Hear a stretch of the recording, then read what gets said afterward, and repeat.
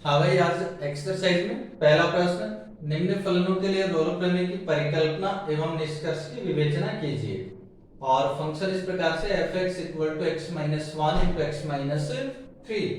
देखिए, सबसे पहले जांच करेंगे हम लोग संतत की। तो देखिए, बीजगणितीय फलन है, हमेशा जब भी परिभाषित हो तो संतत होते हैं।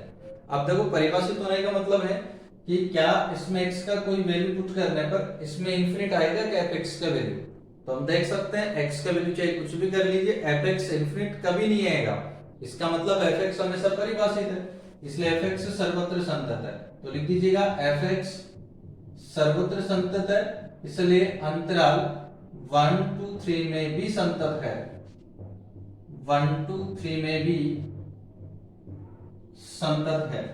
अब सेकंड अवकलन ये था कि जांच आप लोग करेंगे तो अवकलन कर लीजिए इसका x के सापेक्ष तरफ डैश x इक्वल टू भाई ये जो x minus one into x minus three है, इसका अवकलन कर लेंगे आप लोग गुणा के नियम से। तो x minus one into x minus three का अवकलन वन हो जाएगा, प्लस एक्स माइनस थ्री और इंटू एक्स माइनस वन का अवकलन वन हो जाएगा।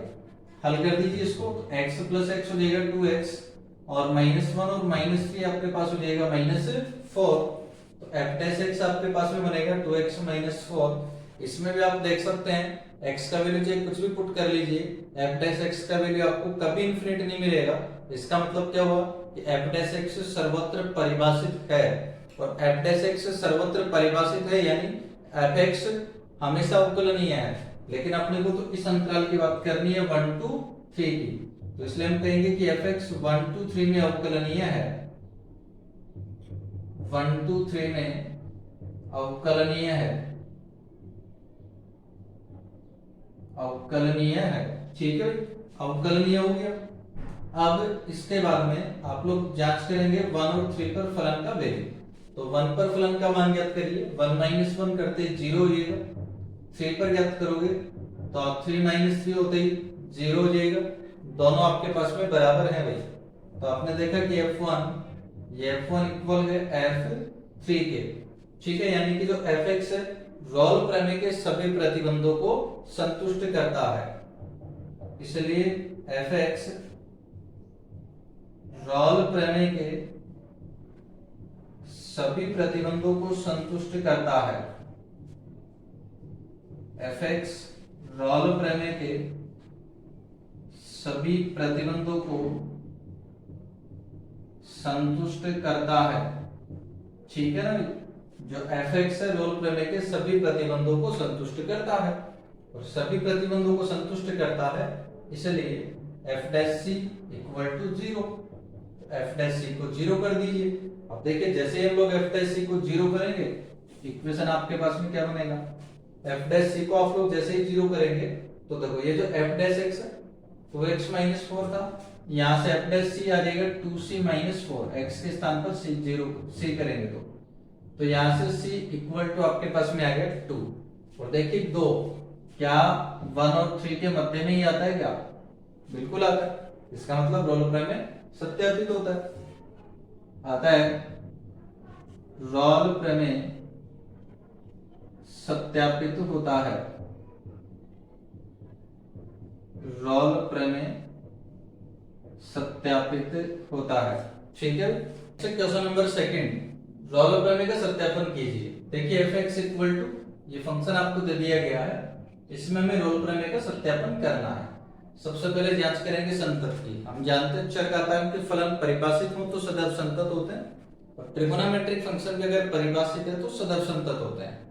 तो परिभाषित होने का मतलब x का वैल्यू पुट करके देख लीजिए, इसके अंदर चाहे हम कुछ भी पुट करें इसके अंदर x का वैल्यू, fx का वैल्यू इनफिनिट आपको कभी नहीं मिलेगा। इसका मतलब fx सर्वत्र परिभाषित है और इसलिए fx सर्वत्र संतत है। अब सर्वत्र संतत है इसलिए दिए गए अंतराल में भी संतत है। तो लिख दीजिएगा कि fx अंतराल π/4 to 5 π/4 में संतत है, π/4 to 5 π/4 में संतत है। सेकंड अवकलन कर लीजिए इसका, f dash x equal to, देखो भाई गुणा के नियम से कर लीजिए, तो एक बार तो e की पावर x का अवकलन कर लेते हैं, e की पावर x ही हो जाएगा। और इंटू इसको लिख लीजिए sine x minus cos x plus e की पावर एक्स। अब की बार अवकलन कर लेंगे sine x minus cos x का। तो साइन एक्स का अवकलन आप लोग जानते हैं, cos x minus cos x का हो जाता है माइनस साइन एक्स, तो माइनस माइनस हो जाएगा plus sine x. Then f dash x equal to e की पावर एक्स कॉमन ले लीजिएगा, तो ये दोनों ऐड हो जाएंगे। दोनों को जैसे ही जोड़ोगे देखो ये माइनस कोस एक्स है, ये प्लस कोस एक्स है, कैंसिल हो जाएगा। तो sine x plus sine x ये आपके पास में आ जाएगा 2 साइन एक्स। ठीक है भाई, ये अपने को मिल गया यहाँ से एफ डैश एक्स। और इसमें भी देखिएगा एक्स का वैल्यू चाहे हम कुछ भी पुट कर दें, एफ डैश एक्स का वैल्यू आपको कभी इन्फिनिट नहीं मिलेगा। एफ डैश एक्स इन्फिनिट नहीं मिलेगा, इसका मतलब हुआ कि एफ डैश एक्स हमेशा परिभाषित है, और एफ डैश एक्स हमेशा परिभाषित है, इसका मतलब क्या हुआ कि एफ एक्स हमेशा अवकलनीय है। अब हमेशा अवकलनीय है इसका मतलब अंतराल π/4 से 5π/4 में भी अवकलनीय है। तो इसलिए एफ एक्स π/4 to 5π/4 में अवकलनीय है, π/4 to 5π/4 में अवकलनीय है। और इसके बाद में जो तीसरी कंडीशन आपके पास में है, इसमें आप लोग 5π/4 पर वैल्यू ज्ञात करेंगे फलन का। तो देखिए x के स्थान पर π/4 कर दीजिएगा, तो π/4 करेंगे तो e की power π/4 into sine π/4 minus cos π/4। हल करिए, e की पावर π/4 साइन π/4 का वैल्यू 1/√2 माइनस कोस π/4 का वैल्यू 1/√2। हल कर दोगे 0 आ जाएगा। इसके बाद में हम लोग देखते हैं f 5π/4 इक्वल टू x के स्थान पर 5π/4 करिए आपकी बात, तो ये हो जाएगा 5π/4। तो यहाँ आपके पास में ये हो जाएगा sine 5π/4 minus cos 5π/4 equal to e की पावर 5π/4। अब साइन 5π/4 का वैल्यू हम जानते हैं -1/√2 और cos 5π/4 इसका भी -1/√2 होता है, तो माइनस माइनस प्लस हो जाएगा 1/√2, यानी कि ये भी आपके पास में आ गया 0। ठीक है, दोनों बराबर आ गए इसका मतलब। तो इसलिए हम लोग कहेंगे कि f π/4 इक्वल टू f 5π/4। इसका मतलब f x रोल प्रमेय के सभी प्रतिबंधों को संतुष्ट करता है।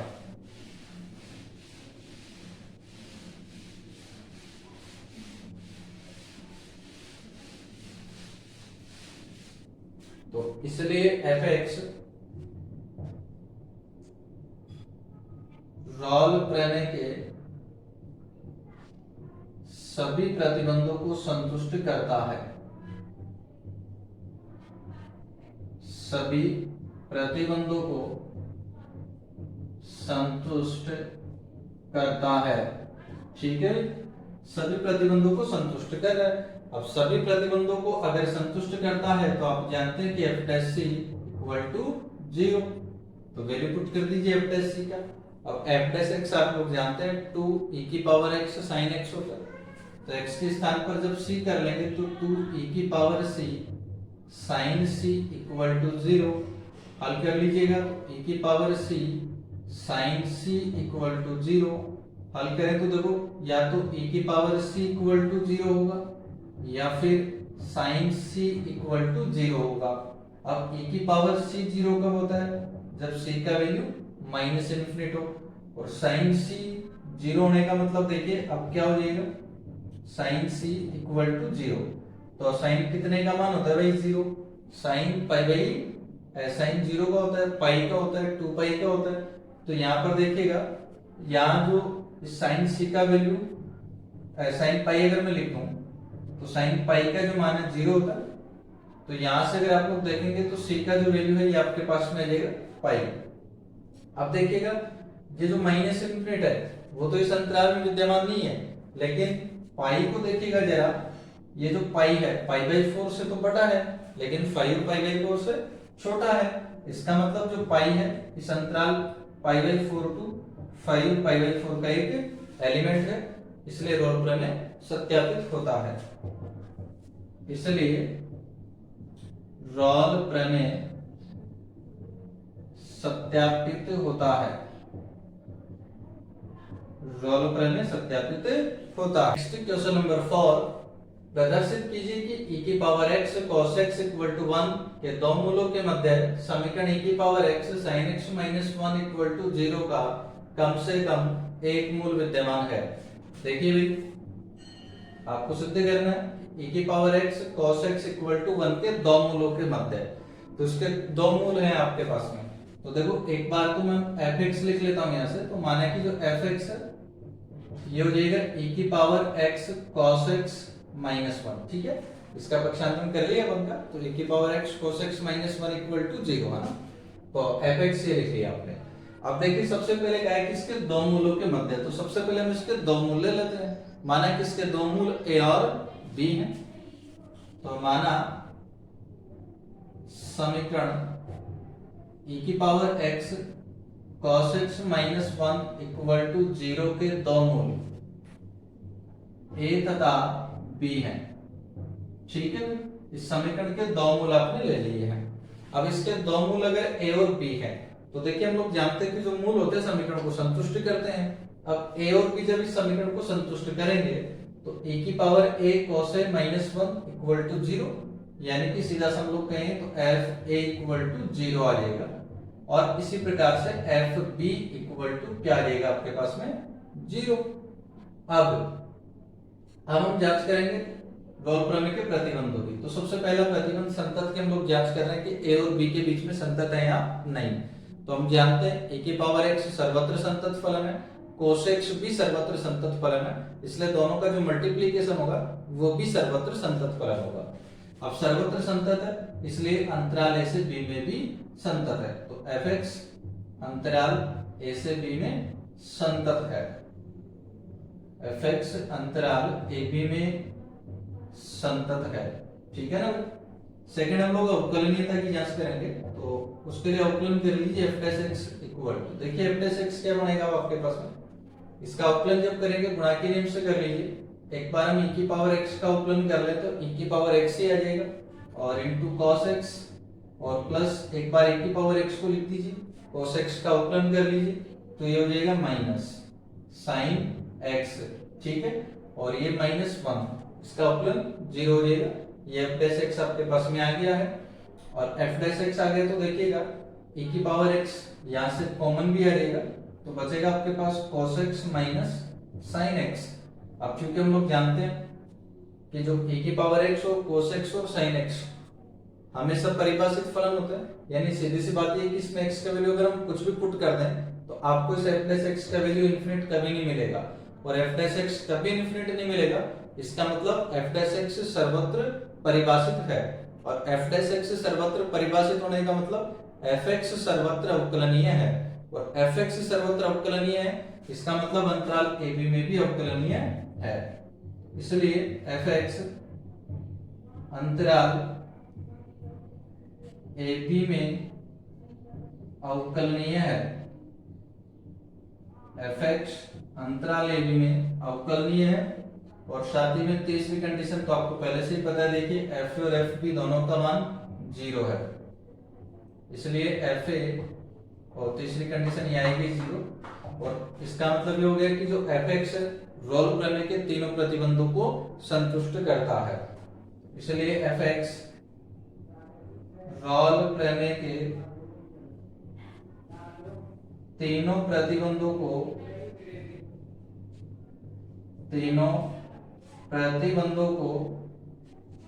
संतुष्ट करता है। तीनों प्रतिबंधों को संतुष्ट करता है, ठीक है ना भाई। जो fx है ये रोल प्रमेय के तीनों प्रतिबंधों को अगर संतुष्ट करता है तो x के किसी मान के लिए f डैश x बराबर 0 आएगा। तो मैं यहाँ कर देता हूँ f dash x equal to 0, और f डैश x का वैल्यू पुट कर लीजिएगा, तो ये आ गया e की power x cos x minus e की power x sin x equal to 0, ठीक है भाई। और अब देखिएगा समीकरण 1 से जो e की पावर x cos x है इसका वैल्यू 1 है, तो 1 माइनस e की power x sin x equal to 0, और दोनों पक्षों को अगर -1 से मल्टीप्लाई कर दोगे तो ये प्लस हो जाएगा, e की पावर x sin x, ये हो जाएगा -1 इक्वल टू 0। और ध्यान देना, इस समीकरण को हल करने पर x का जो मान आता है वो कौन से अंतराल में आएगा, a b में। जानते हैं रोल प्रमेय से, यानी इसका मतलब क्या हुआ, आप देखो कि a और b ये क्या थे, इस समीकरण के दो मूल, और ये x क्या है, इस वाले समीकरण का मूल। तो आप देख सकते हैं e की power x sin x minus 1 का जो मूल है वो a और b के बीच में स्थित है, तो ये आपको सिद्ध करना था। इसलिए समीकरण e की power x cos x equal to 1 के दो मूलों के मध्य, तो इसके दो मूल कौन कौन से थे भाई, a और b, और इनके मध्य में क्या मिल गया, x, जो कि किसका मूल है, इस वाले समीकरण का। तो दो मूलों के मध्य समीकरण e की power x sin x minus 1 equal to 0 का कम से कम एक मूल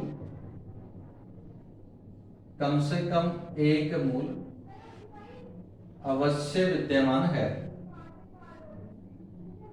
कम से कम एक मूल अवश्य विद्यमान है। नेक्स्ट क्वेश्चन 6, देखिए रोल प्रमेय की बीजगणितीय व्याख्या कीजिए तथा फलन f(x) equal to x³ minus x² plus 2x और x एलिमेंट अंतराल 0 से 2 का, इसके लिए इसे सत्यापित कीजिए। देखो सबसे पहले तो आपको बताना है रोल प्रमेय की बीजगणितीय व्याख्या, हम पहले भी कर चुके हैं बीजगणितीय व्याख्या, फिर भी मैं एक बार फिर से बता देता हूँ। देखिए सपोज अपने पास में f(x) x में कोई बहुपद है, f(x) x में कोई भी बहुपद हो सकता है, और इसके दो मूल हैं x इक्वल टू a और x इक्वल टू b। तब जो समीकरण है f(x) इक्वल टू 0, इसका कम से कम एक मूल a तथा b के मध्य स्थित होगा, ठीक है ना। f(x) x में कोई बहुपद है और इसके दो मूल हैं a और b किसके मूल थे, f(x) के। तब f(x) 0 का कम से कम एक मूल a और b के मध्य में स्थित होगा, यानी a से बड़ा होगा लेकिन b से छोटा होगा। तो ये तो हमने बात करी इसके बीजगणितीय व्याख्या। अब हम रोल प्रमेय को सत्यापित करेंगे दिए गए फलन के लिए। तो दिए गए फलन के लिए रोल प्रमेय सत्यापित करेंगे। अब सत्यापित करेंगे हम इस फलन के लिए रोल प्रमेय को।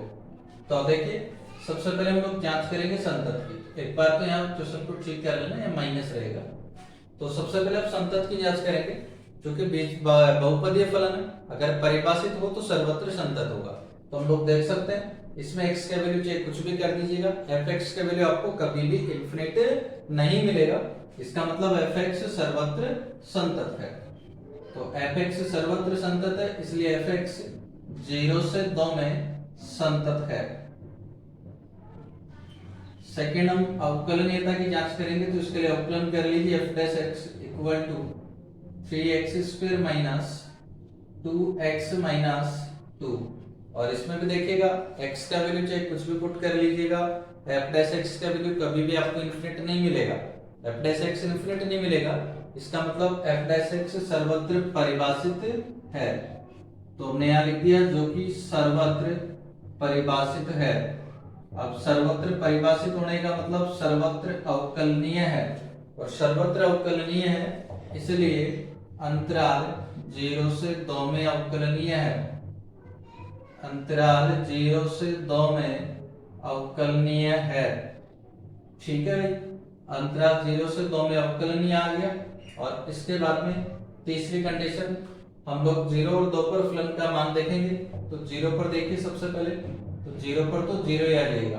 अब 2 पर देखिएगा, 2 करेंगे x का मान तो 2 की घात 3 से आ जाएगा 8, और माइनस यहाँ 2 की घात 2 से आ जाएगा 4, और माइनस ये भी 4, तो टोटल आपके पास मिल जाएगा 0, ठीक है भाई, दोनों बराबर हैं। तो यानी कि f0 इक्वल टू आपके पास में आ गया f2। इसका मतलब जो f(x) है रोल प्रमेय के तीनों प्रतिबंधों को संतुष्ट करता है, इसलिए f(x) रोल प्रमेय के तीनों प्रतिबंधों को संतुष्ट करता है। रोल प्रमेय के तीनों प्रतिबंधों को संतुष्ट करता है। और तीनों प्रतिबंधों को संतुष्ट करता है, इसका मतलब f dash c equal to 0 बन जाएगा। तो इसलिए f dash c equal to 0। अब f डैश c 0 कर दिया तो फिर हल करिए समीकरण को। f डैश c तो f डैश x ये रहा, इसमें x के स्थान पर c कर दीजिए तो f डैश c हमें मिल जाएगा। तो ये हो जाएगा 3c² minus 2c minus 2 equal to 0। ठीक है, और अब इसको हल करके c का मान ज्ञात कर लीजिए। तो श्रीधर आचार्य विधि से हम लोग कर लेंगे। तो माइनस b का मतलब माइनस माइनस प्लस का 2 आ जाएगा, प्लस माइनस b² से 4 माइनस 4ac, a का जो मान है c² का गुणांक यानी कि 3, और c का मतलब माइनस 2, तो माइनस माइनस प्लस 2 हो जाएगा, और बटा 2a तो हो जाएगा 3 दूनी 6। तो c equal to 2 plus minus ये आपके पास में हो गया √4 प्लस 12 दूनी 24 और बटा 6। तो c equal to 2 plus minus 24 और 4 आपके पास में हो जाएगा 28 और बटा 6। तो c equal to 2 plus minus, इसको आप 4 इंटू 7 लिखेंगे तो 4 का वर्गमूल 2 हो जाएगा √7 और बटा 6। ठीक है, अब आपको जो x का इसका c का जो वैल्यू चाहिए वो 0 से बड़ा चाहिए लेकिन 2 से छोटा चाहिए। तो हम यहाँ पर पॉजिटिव ले लेंगे, और पॉजिटिव लेंगे तो देखिए 2 प्लस 2√7 अपॉन 6, इसको हल करिए तो देखो c का जो मान है ये आपके पास में आ जाएगा, 2 कॉमन आएगा यहाँ से और 2 कॉमन आ जाएगा तो बचेगा 1 प्लस √7 अपॉन 3। इस वैल्यू को आप लोग देख सकते हैं, जो √7 है 2 से बड़ा होगा लेकिन 3 से छोटा होगा, इसलिए जैसे ही उसको एक में आप लोग ऐड करोगे तो 1 प्लस √7 का जो वैल्यू आएगा 3 से बड़ा होगा लेकिन 4 से छोटा होगा, और उसमें जब आप कोई भी राशि जो 3 से बड़ी हो लेकिन 4 से छोटी, उसको आप जैसे ही 3 से डिवाइड करेंगे तो उसका वैल्यू 0 से तो बड़ा होगा लेकिन हमेशा 2 से छोटा होगा, यानी कि अंतराल 0 से 2 का एक एलिमेंट है, इसलिए रोल प्रमेय सत्यापित होता है। तो रोल प्रमेय सत्यापित होता है, रोल प्रमेय सत्यापित होता है। ठीक है, और इसी के साथ अपना जो यूनिट 3 है ये भी कंप्लीट होता है।